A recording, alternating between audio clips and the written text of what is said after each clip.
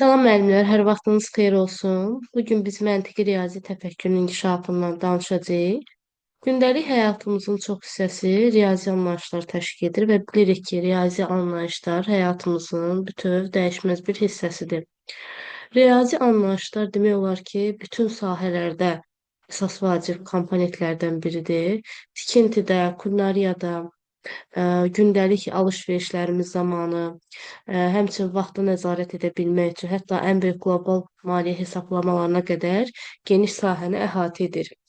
Böyüklər kimi uşaqların da, körpələrin də gündəlik həyatında sadə riyazi anlayışlar yer almalıdır. Məsələn, yuxudan nə zaman oyanır, yatağına nə zaman uzanır, diş fırçasına nə qədər diş macunu sıxmalıdır, növbətçilik zamanı süfrəyə neçə ədəd boşqab, neçə ədəd qaşıq qoymalıdır. Bunu bilməlidir. Belə anlayışlar təbii ki, bilirik ki, sadə anlayışlardır. Məsələn, masaya gətirir 3 dənə qaşıq, 3 dənə boşqab. Bu şəkildə. Yəni uşaqlar artıq belə sadə anlayışları bilməlidirlər. Hansı əşyalar ölçüsünə görə bir-birindən fərqlənir? Yəni böyük müdür, kiçik midir bu anlayış ifadə edir və uşaqlar bu suallara məktəbə qədər yaş dövründə cavab tapırlar. Yəni 1-6 yaş daxilində artıq uşaqlar bunu bilməlidirlər. Məktəbəqədər müəssisələrdə riyazi təsəvvürlərin formalaşdırılmasının əsas forması məşğələdir. Təbii ki, məşğələlər vasitəsilə bunu daha rahat şəkildə qavrayırlar, başa düşürlər. Və riyazi biliklər digər məşğələlərdə olduğu kimi müəyyən ardıcıllıqla varislik prinsipi əsasında öyrədilir. Yəni varislik nə idi? Sadədə mürəkkəbə doğru uşağın anlayacağı şəkildə öyrədilir. Bu biliklərin öyrədilməsi biz tərbiyəçi müəllimlərin peşəkarlığını tələb edir ki, tərbiyəçi müəllim yaş qrupu üzrə proqram məzmununa hakim olduqdan sonra, yəni proqramı özü yaxşı bildikdən sonra nəticə yönlü prinsipinə əsaslanaraq məşğələyə hazırlaşır. Bu zaman uşaqlar həm yaş, həm bilik səviyyəsi, həm də fərdi xüsusiyyətlərinin mütləq nəzərə alınması vacib sayılır ki, bu xüsusiyyətlər əsasında məşğələdə istifadə edilən əyani və didaktik materiallar hazırlanır.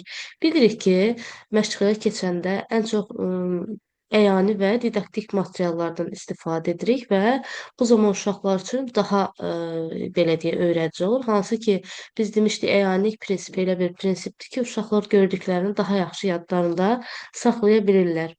Yalnız məşğələdə deyil, gündəlik fəaliyyət zamanında riyazi biliklərin mənimsənməsinə dəstək ola bilərik. Məsələn, gündəlik həyati situasiyalar zamanı, gəzinti müşahidə zamanı, proaktiv fəaliyyət növlərində, məsələn, rəsmdir, yapmadır, applikasiya, qurlaşdırmadır, oyun prosesində bu, yəni sayədə uşaqlar belə deyək, yaxşı qavraya bilirlər. Və digər bir tərəfdən, məsələ ondan ibarətdir ki, gündəlik həyati situasiyalar zamanı dedikdə nədir? Məsələn, hər hansı bir hadisə baş verdikdə və ya hər hansı bir əşya sayılmalı olduqda, rəsm çəkərkən qələmlərin sayılması və yaxud da quraşdırmada və yaxud da konstruktorların sayılması, oyun prosesində saymaların olması hər biri nəzərdə tutulur. Riyazi anlayışlar əsas məsələ ondan ibarətdir ki, müxtəlif istiqamətlə aparılmalıdır və bu istiqamətlər bir-biri ilə sıx əlaqəlidir. Miqdar say təsəvvürləri, ölçü təsəvvürləri, həndəsi, zaman, bir də fəza təsəvvürləri əsas götürülür. Miqdar və say təsəvvürləri nəzərdə tutulan nədir? Miqdar və say riyaziyyatın əsas mərhələlərindəndir. Əşyanın miqdarı, sayı təbii ki, burada götürülür və məktəbəqədər təhsilin məzmununun reallaşdırılmasında əsas yeri məşğələ və təlim-tərbiyə prosesinin planlaşdırılması nəzərdə tutulur. Varislik prinsipinə əsasən bütün bilik bacarıqlar sadədən mürəkkəbə doğru formalaşır. Baxın, bayaq dediyim kimi. Uşaqların təfəkkürünə uyğun, uşağın yaş səviyyəsinə uyğun olmalıdır və kiçik yaşlarının uşaqlar ölçü, rəngdir, formadır, miqdardır, bunları bilməlidirlər və uşaqlar əşyanın əsas əlamətlərini görür, adlandırır və fərqləndirirlər. Uşaqlar çoxluqları bütövlükdə görür, birləşdirir və ya hissələrə ayırırlar ki, ətraf aləmin dərk edilməsində zəruri riyazi pillə olan miqdarın ilkin elementar qavranması baş verir. Yəni uşaqlar kiçik yaşlarında miqdar haqqında xaotik və nizamsız təsəvvürlər formalaşır ki, biz onları nitqini, miqdara, miqdar münasibətlərinə yönəldib söz lüğətini zənginləşdirməliyik. Bu da təbii ki, tərbiyəçi vasitəsilə həyata keçirir. O təkrarladıkca, izah etdikcə uşaqlar bunu daha yaxşı başa düşürlər. Əvvəlcə uşaqlara ədədi deyil, çoxluqlarla müqayisəni öyrədir. Daha sonra isə saydan istifadə ilə tanış edirik ki, bu zaman əşya fəaliyyət önəmlidir. Miqdarın mənimsədilməsinə aid müxtəlif praktik tapşırıqlar verə bilərik ki, məsələn, qutudan bir qələm götür. Bu bizim üçün adi bir anlayışdır, amma uşaqlar üçün belə deyək, tapşırıqdır və bunun öhdəsindən gəldikdə daha çox sevinirlər ki, qutudan məsələn bir qələm götürmək, əşyaları səbətə yığmaq, uşaqların diqqətini miqdar anlayışına yönəltmək üçün seçilən əşyaların ölçüsü, yəni eyni olmalıdır. Çünki əşyaların ölçüləri bəzən uşaqlara miqdar sayları arasında müqayisə aparmağa mane ola bilər. Məsələn, biz burada qeyd edə bilərik ki, bəzən böyük əşyalar çox, kiçik əşyalar az görünə bilər. Bu da uşağın gözündə, yaddaşında elə qala bilər. Ona görə də diqqəti miqdara deyil, ölçüyə yönəltmiş oluruq. Məsələn, 3 böyük maşın və 5 kiçik maşın müqayisəsini verən zaman uşaqlar ölçüyə görə fərqləndirmə aparıb böyük olan maşınların çox olduğu qənaətinə gəlirlər. Hansı ki, biz bu sözü harda görmüşdük? Belə bir anlayışı biz həm də xatırlayırsınızsa, Jan Piaget'də keçmişdik ki, uşaqlar çox gördüklərini, məsələn, eyni ölçülü miqdarda su qabıdır. Biri dar uzun qabda idi, biri gödək qabda idi. Uşaq nə edirdi? Məhdud təcrübəsi olduğu üçün deyirdi ki, dar uzun qabda olanın miqdarı, həcmi daha çoxdur. Burada yəni məsələ ondan ibarətdir ki, bu zaman çoxluqların müqayisəsini vizual qavrama ilə deyil, müqayisə yolu ilə apara bilərik. Müqayisə iki yolla aparılır: yanaşı qoyma, bir də üzərinə qoyma.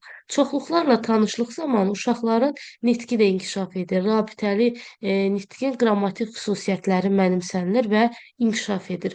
Uşaqlar bir neçə əşya və oyuncağa çox, tək əşyalara isə az, bir dənə, bir və bərabər, bir-bir, heç biri ifadələrini söyləyir və mənalarını başa düşürlər.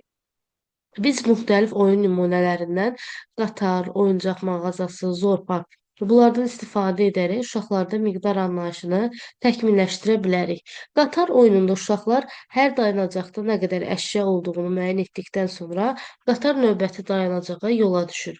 Oyuncaq mağazası oyunda müxtəlif oyuncaqlar qoyulur və uşaqlar nə qədər oyuncaq alacaqlarını söyləyirlər. Məsələn, 2 ədəd, 3 ədəd, 1 ədəd. Bu şəkildə həm də saylar, say anlayışı formalaşır. Zorbaq oyununda müxtəlif qəfəslərdə heyvan şəkli kartları qoyub bir dənə və ya çoxlu heyvan olduğu təyin edilir. Məsələn, qurdlar çoxdur, ayı bir dənədir, dovşanlar çoxdur, pələng bir dənədir. Bu anlayışların qavranılmasında əyani və didaktik materiallardan istifadə olduqca çox önəmlidir. Say fəaliyyəti 3-4 yaşda. Say fəaliyyəti bilirik ki, 3-4 yaş orta qrup sayılır və orta qrupdan başlayır. Uşaqlar ilk başlarda böyüklərin əşyaları saymalarını müşahidə edir. Özləri saylardan istifadə etməyə başlayanda rəqəmləri nizamsız deyirlər. 1, 3, 5, 8 bu şəkildə, 8, 10. Əşyaları sayarkən müəyyən çətinliklə üzləşirlər və ya ədədi deməyə tələsir, sayları əşyalarla ötürürlər. Ya da əl hərəkətlərində gecikir, səhv edirlər, yaxud bir əşyaya 2 dəfə toxunurlar. Yəni söz və hərəkət arasında koordinasiya olmur. Uşaqlar say fəaliyyəti zamanı neçə, nə qədər sualına cavab verməyə başlayırlar. Onlar müxtəlif tapşırıqlar onlara, yəni belə deyək, bəzi tapşırıqlar veririk ki, artıq say prosesi formalaşmağa başlasın. Suallar verməklə diqqəti bədən üzvlərinin sayına yönəldə bilərik. Məsələn, neçə burnumuz var? Uşaqlar artıq başa düşəcəklər ki, hər bir kəsin bir dənə burnu var, hər bir kəsin bir dənə dili var, hər kəsin 2 gözü var, 2 qulağı var, 2 əli var, 2 ayağı var. Daha sonra diqqəti ətraf aləmdəki əşyalara yönəltməklə say vərdişini formalaşdırır. Məsələn, 2 karandaş gətir, 3 ədəd şarı, belə deyək, yoldaşına ver. Bu şəkildə uşaqlar da belə deyək.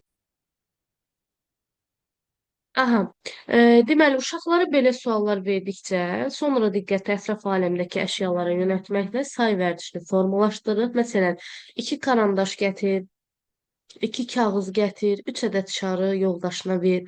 Yəni biz təkcə məşğələ deyil, məşğələdən kənar fəaliyyətlərdə də riyazi bacarıqları inkişaf etdirməyə davam edirik.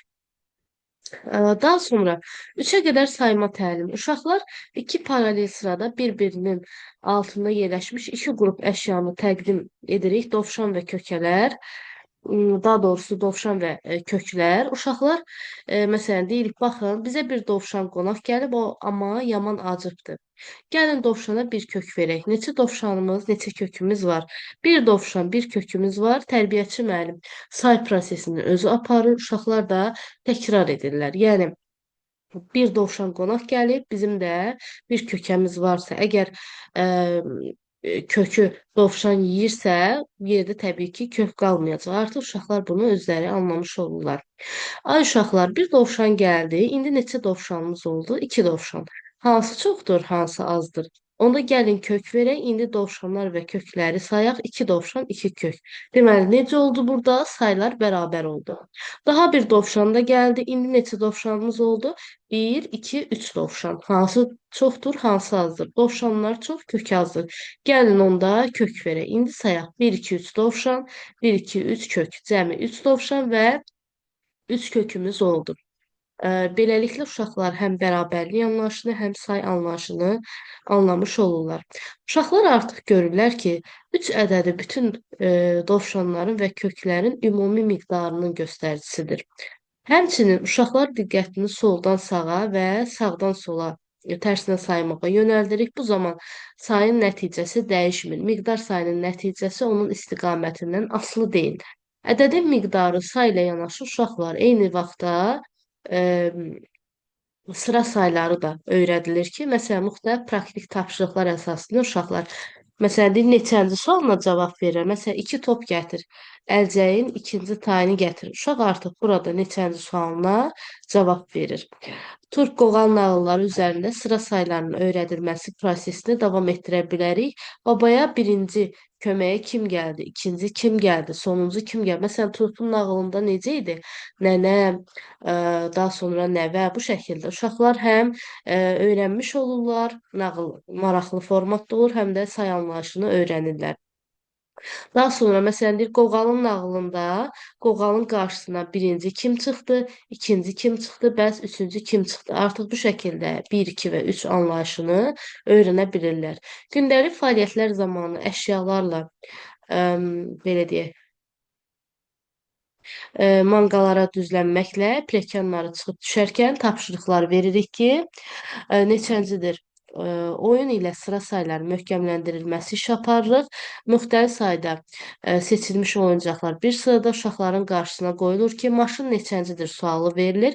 Maşının yeri təyin etdikdən sonra gözlər yumulsun komandası verilir. Oyuncaqların yeri dəyişdirilir. Gözlər açılsın komandasından sonra maşın neçənci oldu? Soldan sağa sayırıq dördüncü, sağdan sola sayırıq ikinci. Bu şəkildə. Uşaqların diqqətini istiqamətə soldan sağa, sağdan sola yönəldirik. Miqdar sayının nəticəsi istiqamətinin asılı deyil. Sıra sayında isə nəticə istiqamətdən asılıdır. Artıq orta qrupdan böyük yaş qrupuna keçərkən uşaqlar 5 dairəsində riyazi əməliyyatları nə edirlər? Yerinə yetirirlər. Sayılan əşyaların yerləşməsi müxtəlif variantlarda təklif etmək olar. Əyani və təcrübi müqayisə nəticəsində uşaqlara aid olur ki, çoxluğa bir əşya əlavə etdikdə onun miqdarı dəyişir. Bu zaman ədəd də dəyişmiş olur. Böyük yaş qrupunda uşaqlar müxtəlif analizatorlarla ifadə edilən çoxluqları sayırlar. Məsələn, 4 dəfə oturdur. Artıq bunu bilirlər. Çəkicin vurduğu qədər əl çal. İş burada məsələn çoxluqlar üzərində praktik əməliyyatlar vasitəsilə aparılır ki, iki sırada paralel düzülmüş əşya qrupları arasında müqayisə aparılır və yekun ədəd çıxarılır. Şifahi oyunlardan da istifadə edə bilər. Məsələn, 4 qız adı bilirəm, 5 müxtəlif ev əşyasıdır.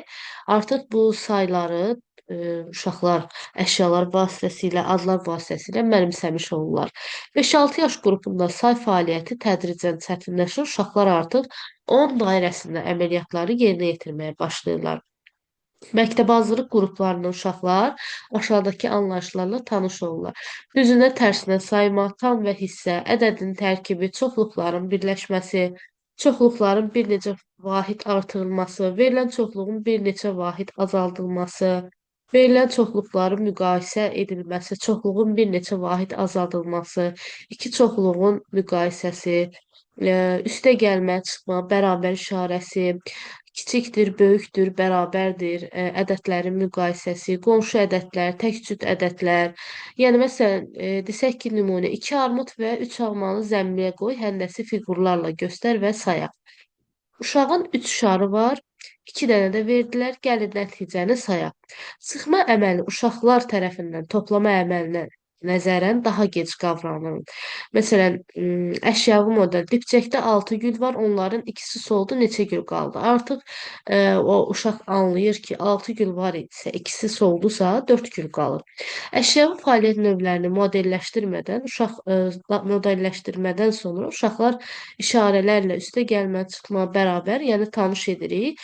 3 sərçə, bir qaranquş şəkli olan kartlar qoyulur. Ağacda 3 sərçə oturmuşdu, bir qaranquş da uçub gəldi. Uşaqlar, sərçə və qaranquş müxtəlif məsələləri fiqurlarla göstəririk ki, sonra hər qaranquş sərçə üçün rəqəm kartı götürürük 3 və 1. Onların bir yerdə olması müsbət işarəsi ilə göstərilir. Bəs cəmi neçə quşumuz var? Bərabər işarəsi daxil edilir. 3 üstəgəl 1 riyazi ifadə adlandırılır. Daha sonra qonşu ədədlər, ədəd üzərində bir əlavə etməklə ondan sonrakı ədəd, bir çıxmaqla ondan əvvəlki ədədi alırıq. Ədəd oxu, barama qurdu, ədəd qatarı üzərində bacarıqları möhkəmləndiririk. Tək və cüt ədədlər maraqlı oyun və tapşırıqlarla inkişaf etdirə bilərik ki, dost olaq oyunu nümunə göstərə bilərik. Ədədlərin müqayisəsi uşaqların kiçik yaşlardan çoxluqlar üzərində müqayisə etməyi bacarmasıdır ki, yuxarı yaş qrupunda artıq simvolik olaraq ədədləri müqayisə edirlər.